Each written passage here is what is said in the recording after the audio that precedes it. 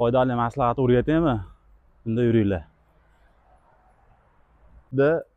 Misol uylaringda plita-miltalar ko'chib qolgan bo'lsa, qimirlab qolgan bo'lsa, bunaqangi holatimiz bo'lsa, oddiy life hack bu ham bitta. Oddiy PVKlar kerak bo'ladi. PVKlarni olib, shu ko'chib qolgan joylari bo'ladi. Shu joylarga PVKlarni bunday quyib,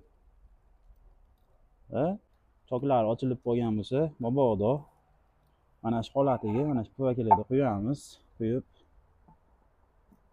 shunday qo'yamiz. Qoladi. Ochilib qolgan joylari bo'lsa, bunaqangi choklari bo'lsa, yaqinroq olib keling.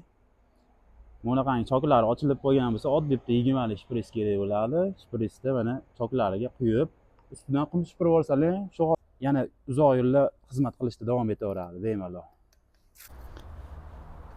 Maslahatimiz mana shunaqangi. Mana oxirigisini qo'ydik mana. Bo'ldi. Shu bilan ishimiz bitta, xudo xolasa. Biz foydali bo'lgan bo'lsa, like, kommentariy bosib qo'yasizlar.